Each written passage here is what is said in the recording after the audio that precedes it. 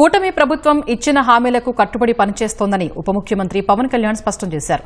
మీడియాతో చిట్చాట్ నిర్వహించిన పవన్ రాష్ట్రాన్ని జగన్ అప్పుల కుప్పగా మార్చినందునే ఆర్థిక ఇబ్బందులు తలెత్తాయని వివరించారు. మరింత సమాచారం మా ప్రతినిధి కృష్ణ అందిస్తారు. కృష్ణ, మీడియాతో పవన్ కళ్యాణ్ చిట్చాట్ వివరాలేంటి?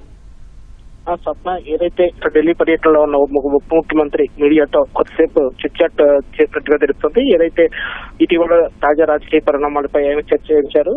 ఇందులో భాగంగా ఏదైతే ఇటీవల ఆయన మంత్రివర్గ సమావేశానికి రాలేకపోయారో దానికి సంబంధించిన వివరాలను మీడియాతో పంచుతున్నారు.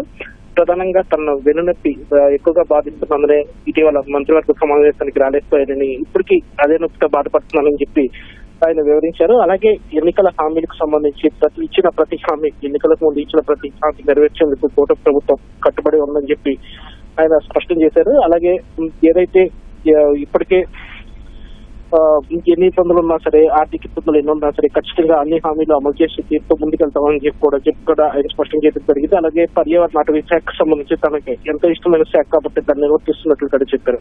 మొత్తంగా చూస్తే కనుక ఈ ఆర్థిక ఇబ్బందులను తట్టుకుని హామీలు అమలు చేయడం అనేది ఎలాంటి సవాళ్లు ఉన్నా సరే వాటిని అధిగమిస్తూ తమ ప్రభుత్వం ముందుకెళ్తుందని, అందులో భాగంగా అన్ని హామీలు నెరవేర్చిస్తామని కూడా పవన్ కళ్యాణ్ స్పష్టం చేసినట్లుగా తెలుస్తుంది.